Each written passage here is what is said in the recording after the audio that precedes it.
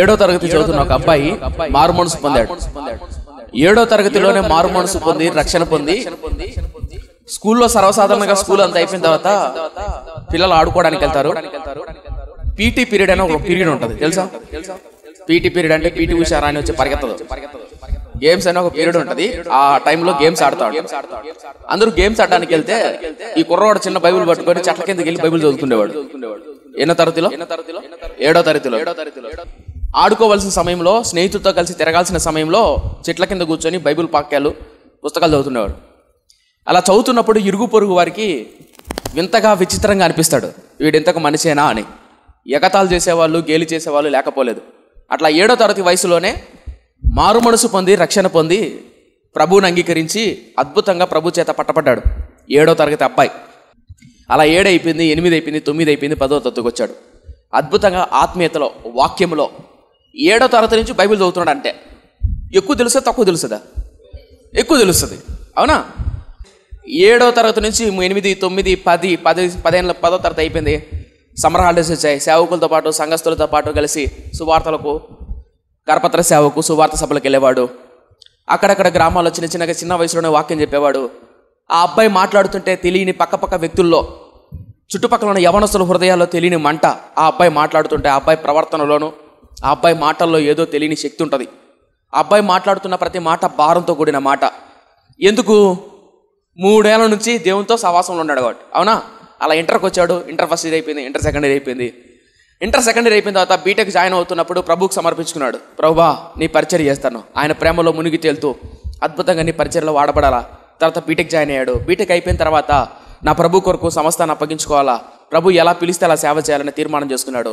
BTech first year అయింది, BTech second year అయింది. Second ఇయర్లో ఒక అమ్మాయి పరిచయం అయింది. ఎవరు పరిచయం అయినారు? ఒక అమ్మాయి పరిచయం అయింది. ఎప్పుడు? బీటెక్ సెకండ్ ఇయర్లో. సరే, బీటెక్ సెకండ్ ఇయర్లో అమ్మాయి పరిచయం అయింది. పరిచయం అయిన తర్వాత దేవునితో గడపాల్సిన సమయం కాస్త మొదట్లో ఎక్కువ ఉండదు కానీ కాస్త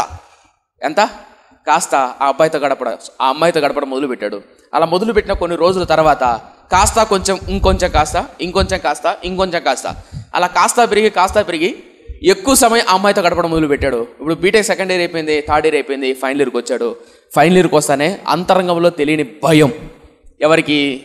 ఆ అబ్బాయికి. బీటెక్ అయిపోయిన తర్వాత ఏం చేద్దాం అనుకున్నాడు? సేవ చేద్దాం, పరిచర్య చేద్దాం, దేవుని కొరకు వాడబడదాం అనుకున్నాడు. కానీ ఇప్పుడు ధైర్యం సరిపోవట్లేదు, శక్తి సరిపోవట్లేదు. దేవునితో గడపాలన్న ధైర్యం, శక్తి, దేవుని సన్నిధిలో గడపాలన్న ప్రభావం కోల్పోయాడు. ధైర్యం సరిపోవట్లేదు. ఏం చేయాలో అర్థం కావట్లేదు. ఏడుస్తున్నాడు, బాధపడుతున్నాడు, బైబిల్ ముందర వేసుకున్నాడు. ప్రభువా, నా 12 ఏళ్ళ 13 ఏళ్ళ వయసులో నీ పాదాలు పట్టుకున్నప్పుడు, నన్ను ఆకర్షించినప్పుడు, నా స్నేహితులతో పాటు ఆడుకోవాల్సిన నేను బాల్యంలోనే నీ సన్నిధిలో గడిపాను. 7వ తరగతి, 8వ తరగతి, 9వ తరగతి, 10వ తరగతి, inter first year, inter second year, ఇలా ఎన్నో సంవత్సరాలు నా బాల్యంలో నీతో గడిపాను. ఇప్పుడు నాకైనా ఈ చిన్న పరిచయం, ఇన్నేళ్ళు నేను పడిన ప్రయాస వ్యర్థమైపోతుంది. నీ ప్రభావాన్ని కోల్పోయాను, నీ శక్తిని కోల్పోయాను, నీ సన్నిధికి చేరలేకపోతున్నాను, ధైర్యం సరిపోవట్లేదు, కాపాడయ్యా, ఈ అమ్మాయి అనే ఉచ్చు నుంచి లేవనెత్తయ్యా అని ఏడుస్తున్నాడు. ఒకప్పుడు నీ కొరకు ఎలా కష్టపడడం తెలుసా? బాగా శ్రమ పడేవాడిని, బాగా కష్టపడేవాడిని, ఎక్కువ శాతం నీ సన్నిధిలో గడిపేవాడిని. ఇప్పుడు గడపలేకపోతున్నాను, భయం వేస్తుంది అన్నప్పుడు బైబిల్ తీసి చదువుతున్నప్పుడు మొదటి కొరింథీయులకు రాసిన పత్రికలో ఈ మాట ఉంటుంది. తీయద్దులేండి, నన్ను చూడండి. ఏముంటుందంటే, పెళ్ళైన వాడు తన భార్యను సంతోషపెట్టాలని చూస్తాడు. పెళ్ళి కానివాడు దేవుని సంతోషపెట్టాలి అని చూస్తాడు. బైబిల్లో కొరింథీయులకు రాసిన పత్రికలో పౌలు అంటాడు, పెళ్ళైన వాడు, కొత్తగా పెళ్ళైన వ్యక్తి ఎవరిని సంతోషపెట్టాలని చూస్తాడు? భార్యను సంతోషపెట్టాలని చూస్తాడు. ప్రేమించుకున్న అబ్బాయి అమ్మాయి ఉన్నారనుకో, ఎవరిని సంతోషపెట్టాలని చూస్తాడు? భార్యను, లేదా భర్తను, లేదా ప్రేయసిని, ప్రియురాన్ని. పొద్దున్న లేస్తానే మెసేజ్ పెట్టే ప్రయత్నం చేస్తారు, పొద్దున్న లేస్తానే చాటింగ్ చేసే ప్రయత్నం చేస్తారు. బాగున్నారా, తిన్నారా, పడుకున్నారా, ప్రతి చిన్నదానికి పలకరించుకునే ప్రయత్నం చేస్తారు. ఈరోజు నా జనరేషన్లో అంతే కదా. ప్రేమించిన అబ్బాయిని ఇంప్రెస్ చేయాలా, గంటలు మాట్లాడతాను. నేనేం చెప్పే ప్రయత్నం చేస్తున్నానంటే, ఊహించుకోండి ఒకసారి, 7వ తరగతిలో మారు మనసు పొంది చెట్ల కింద ఆడుకోవాల్సిన టైంలో, స్నేహితులు తిరగాల్సిన టైంలోనే బైబిల్ చేత పట్టుకొని చదువుకుంటున్న యవ్వనస్తుడు లేదా బాలుడు 7వ తరగతి, 8వ తరగతి, 9వ తరగతి, 10వ తరగతి, inter first year, second year, BTech first year, second ఇయర్కి వచ్చేసరికి డ్రాప్ అయిపోయాడు. ఇన్నేళ్ళు ప్రభుత్వం నడిచాడు కదా, ఆ నడిపింపులో ఎంతో జ్ఞానం, ఎంతో వాక్య జ్ఞానం, ఎంతో కన్నీరు, ఎంతో ప్రార్థన, ఎన్నో ఉపవాస ప్రార్థనలు, ఎన్నో ఆదివారాలు త్యాగం చేసింటాడు, ప్రభు సన్నిధికి వెళ్ళింటాడు, ప్రభుని ప్రేమించింటాడు. అవునా? రెండో బీటెక్ సెకండ్ ఇయర్కి వచ్చేసరికి ఒక అమ్మాయి పరిచయం అవ్వడం ద్వారా ఆ అమ్మాయి ద్వారా మొత్తం జీవితంలో అతలాకుతలు అయిపోయింది, అంధకారం వెళ్ళిపోయాడు. ఇప్పుడు భయం అలుముకున్నది. అలా భయం అలుముకుంటానే ప్రభు సన్నిధిలో మోకాల మీద పడుతున్నాడు, ఏడుస్తున్నాడు, బాధపడుతున్నాడు, బైబిల్ చదువుతుంటే అక్కడ ఒక మాట కనపడింది. ప్రభువా, ఒకప్పుడు నీ కొరకు బాగా శ్రమ పడేవాడిని, నీ కొరకు ప్రయాసపడేవాడిని, ఇప్పుడు ప్రయాసపడలేకపోతున్నాను, శ్రమ పడలేకపోతున్నాను, నీ మందిరంలో ఎక్కువసేపు కూర్చోలేకపోతున్నాను, నీ సన్నిధిలో ప్రార్థన చేయలేకపోతున్నాను. ఎందుకు ప్రార్థన చేయలేకపోతున్నాను? పాపం, ఈ అమ్మాయి మీద వ్యామోహం. అప్పుడు ఏడుస్తున్నప్పుడు కొరింథీయులకు రాసిన పత్రిక మాట చదివాడు. పెళ్ళైన వాడు తన భార్యను సంతోష పెట్టాలని చూస్తాడు, పెళ్ళి కానివాడు దేవుణ్ణి సంతోష పెట్టవాలని చూస్తాడు అనే మాట చదివాడు.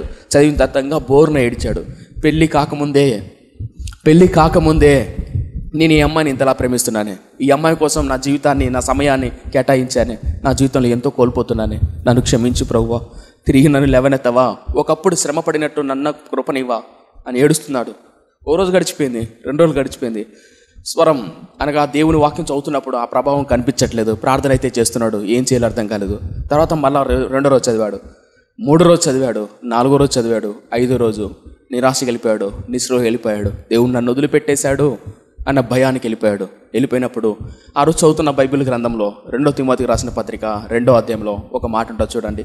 2 తిమోతికి రాసిన పత్రిక 2వ అధ్యాయం మొదటి నుంచి చదువుతున్నాను. నా కుమారుడా, ఏముందాడా?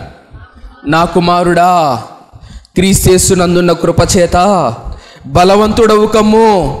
కృపచేత అంటే, కృప అంటే దేవుడు ఉచితంగా ఇచ్చేది. దేవుడు ఏ యోగ్యత లేకపోయినా, ఏ అర్హత లేకపోయినా ఇచ్చేదాన్నే కృప అంటారు. ఇప్పుడు కళ్ళలో నీళ్లు మరీ ఎక్కువ గారుతున్నాయి. ఏంటో తెలుసా? ఈ వాక్యం చదువుతున్నప్పుడు, నా కుమారుడా, క్రీస్తునందున్న కృపచేత బలవంతుడము కమ్. ప్రభువా, 7వ తరగతి, 8వ తరగతి, 10వ తరగతి నా బాల్యంలో 13 ఏళ్ల నుంచి వయసులో చదువుతున్నప్పుడు నా భక్తిని ఆధారం చేసుకున్నాడు. ఈరోజు నేను ఎంత బలహీనో అర్థమవుతుంది.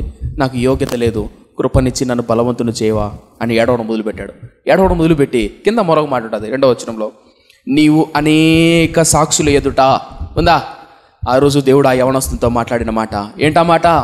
నీవు అనేక సాక్షులు ఎదుట నా వలన వినిన సంగతులను ఇతరులు బోధించుటకు సామర్థ్యము గల నమ్మకమైన మనుషులకు అప్పగింపుము. 3వ వచనం, క్రీస్తు యేసు యొక్క మంచి సైనికుల వలె, ఏంటది? క్రీస్తు యేసు యొక్క మంచి సైనికుల వలె నాతో కూడా శ్రమను అనుభవించుము. ఈ తలపైకైతే ఏముందాడా? నా కుమారుడా, క్రీస్తు యేసు కృపచేత బలవంతుడము కమ్ము. నీవు అనేకులు ఎదుట సాక్షివై బతకాలని, అనేకులను ప్రభు కొరకు నిలబెట్టాలని, అంత మాత్రమే కాదు, క్రీస్తు యేసు వలె మంచి సైనికుడి వలె శ్రమ పడాలని. ఈ మాట చదువుతానే బోరును ఏడ్చి ప్రభువా, మాటికి తప్పిపోయిన, జారిపోయిన నన్ను, ఈ సంవత్సరాలు, ఈ నెలలో కోల్పోయిన నన్ను, ఒక అమ్మాయికి బానిసైన నన్ను తిరిగి నీ కుమారుడిగా నీ కృపచేత బలవంతును చేశావు. నీకు వందనాలయ్యా. తిరిగి నన్ను నిలబెట్టవా? నీ శ్రమను అనుభవించినట్లు నేను అనుభవించే కృపను, తిరిగి ఒకప్పుడు కోల్పోయిన ప్రభావాన్ని నేను తిరిగి పొందుకోగలిగే కృపని ప్రభువా అని బోరును ఏడ్చాడు. ఇప్పుడు నా ప్రశ్న, ఇప్పుడు యథార్థంగా ఇలాంటి ప్రార్థన చేస్తే దేవుడు వింటాడా? ఇప్పుడు ఏం చదువుతున్నాడు అబ్బాయి? BTech final year. భయం వేస్తుంది, చెప్పాను కదా, ఫైనల్ ఇయర్. ఏడ్చాడు, అయ్యా నీ కృప చేత బలవంతుని అనేకులు ఎదుట సాక్షిగా బతకాలయ్యా, కృపని అయ్యా, కనికరించయ్యా. ఏడ్చాడు బోరున. బీటెక్ అయిపోయిన తర్వాత దేవుడు అద్భుత రీతిగా బైబిల్ కాలేజ్కి వెళ్ళాడు. బీటెక్ అయిపోయిన తర్వాత బైబిల్ కాలేజ్ చదివిన తర్వాత అద్భుతమైన సేవ చేశాడు. 1,000 మందిని 100 మందిని ప్రభు వైపు తిప్పాడు. అద్భుతమైన దైవజనుడిగా సేవ చేస్తున్నాడు. ఏ ప్రార్థన? ఒక్క ప్రార్థన, నా కుమారుడా, నువ్వు బలవంతుడు కమ్ము, క్రీస్తు యేసు కృపచేత బలవంతుడు కమ్ము, ఆ తర్వాత సైనికుని వలె శ్రమను అనుభవించుము. చేశాడా ప్రార్థన? చేశాడా? ఈరోజు మనం కూడా చిన్న ప్రార్థన చేద్దాం. ప్రభువా, నీ శ్రమల్లో నేను పాలుభాగస్తున్నా అవ్వాలి. ఈ లోకంలో అమ్మాయిని మెప్పించడానికి, అబ్బాయిని మెప్పించడానికి, నా తల్లిదండ్రులు మెప్పించడానికి, నా భర్తను, నా భార్యను మెప్పించడానికి, నా బిడ్డలను పోషించడానికి నా జీవితకాలం గడిచిపోతుందయ్యా.